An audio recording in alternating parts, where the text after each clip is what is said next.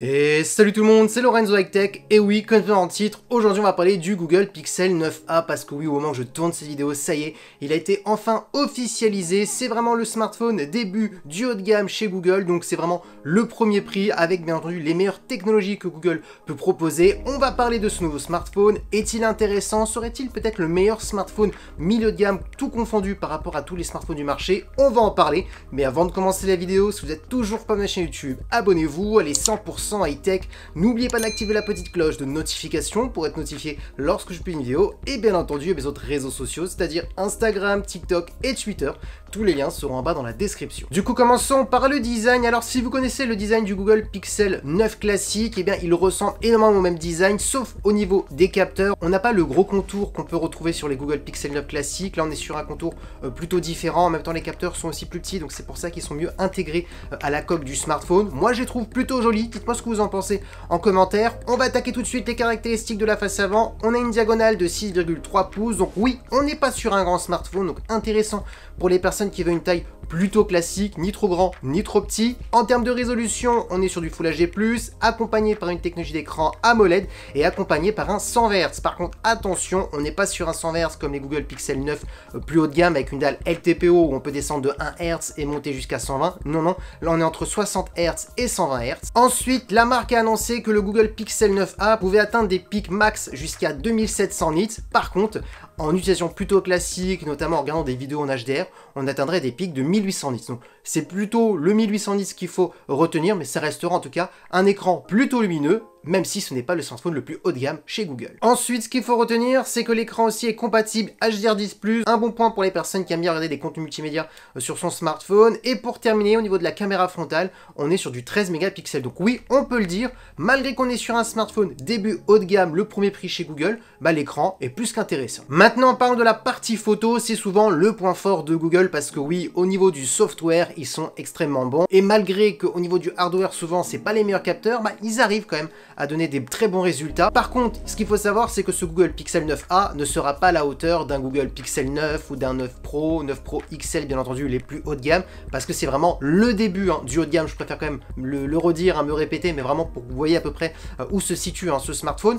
Par contre, il sera quand même très intéressant et très polyvalent, et pourquoi pas le meilleur smartphone photophone dans sa tranche de prix face aux concurrents. On commence par le premier capteur. On est sur un capteur principal de 48 mégapixels, donc ça va être le meilleur capteur sur ce smartphone. Ensuite, on a un ultra grand angle de 13 mégapixels, donc pour faire des photos à plan large. Et au niveau de la vidéo, on pourra filmer en 4K 60 images par seconde. Alors oui, le petit défaut de ce smartphone, c'est qu'on n'a pas de zoom optique, parce que oui, on n'a pas de zoom périscopique, de téléobjectif, mais par contre Google explique qu'avec l'intelligence artificielle et le traitement, on pourrait avoir un zoom jusqu'à x8 sans perte de qualité, ou même x2, x4, grâce bien entendu au traitement d'image. C'est vrai que Google nous a habitués souvent à avoir des bons zooms numériques. Maintenant, c'est vrai qu'il y a deux écoles. Il y a une école où les gens disent qu'ils préfèrent des zooms téléobjectifs, il y en a qui préfèrent du zoom numérique, malgré que le zoom numérique est bon chez Google. Donc d'ailleurs, dites-moi en commentaire, vous êtes parti de quelle école, numérique ou optique, même si, je ne vais pas vous cacher, moi aussi je préfère un bon téléobjectif.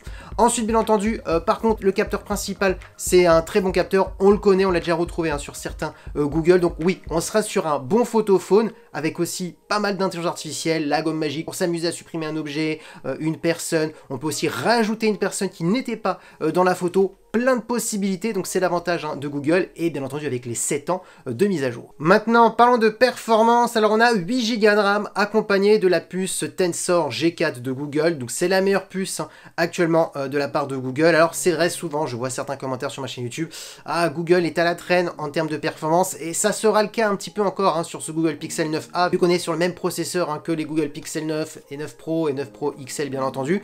Maintenant, ce qu'il faut savoir, c'est que les personnes qui achètent ce smartphone, c'est vraiment pas pour les performances, mais plus pour une utilisation photo, vidéo, réseaux sociaux, une utilisation plutôt classique. Alors attention, on peut faire du jeu vidéo, c'est juste que sur certains jeux, on pourra pas mettre les graphismes en ultra, sinon ça va vite chauffer, ça va vite ralentir en termes de performance. Donc voilà, c'est vraiment pour ce style de personnes. Donc c'est vrai que c'est jamais leur point fort, les performances, mais bon, Google a du mal à ce niveau-là, mais ça restera quand même un bon smartphone polyvalent, sans aller trop dans l'excès en termes de performance. En termes de stockage, vous aurez le choix entre 128 et 256 Go.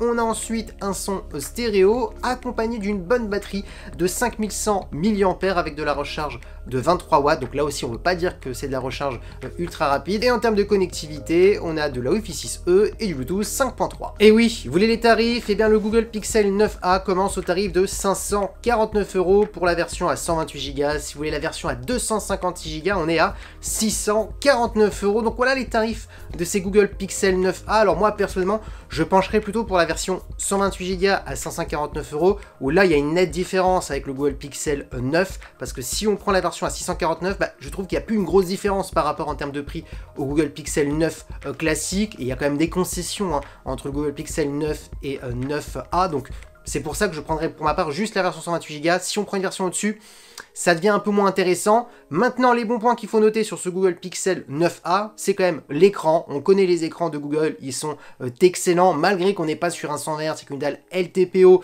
ça reste quand même un 100 Hz entre 60 et 100 Hz, donc ça reste quand même mieux qu'un 100 Hz vraiment très traditionnel. Ensuite, la partie photo va être le gros argument de ce Google, en plus avec l'ajout de l'intelligence artificielle, les 7 ans bien entendu de mise à jour. Maintenant, quand je disais oui, ça peut être le meilleur photophone dans la partie milieu de gamme face à la concurrence, c'est surtout au niveau du software, au niveau du traitement photo. Par contre, si vous êtes quelqu'un qui aime bien les smartphones très polyvalents, un bon ultra grand angle, un bon téléobjectif pour avoir un vrai zoom optique, là oui, il y a quand même des concurrents en face, mais voilà, si vraiment la partie photo ça vous intéresse, celui-ci normalement devrait faire largement le job, sauf si vraiment vous êtes très exigeant, et là il faudra peut-être monter un petit peu dans la gamme chez Google.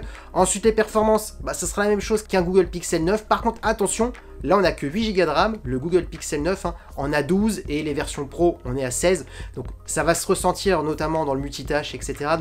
Donc voilà, on est quand même un petit peu en dessous, mais il fallait bien faire baisser le tarif de ce smartphone, et pour faire baisser le tarif, il fallait faire bien quelques petites restrictions.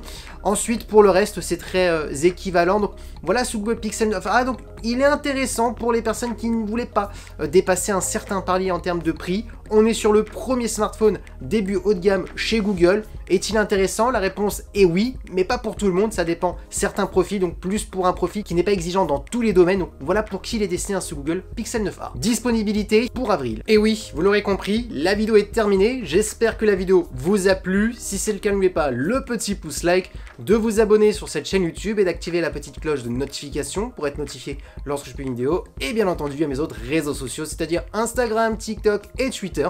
Tous les liens seront en bas dans la description, et maintenant je vous dis à très bientôt. C'était Lorenzo High Tech, ciao.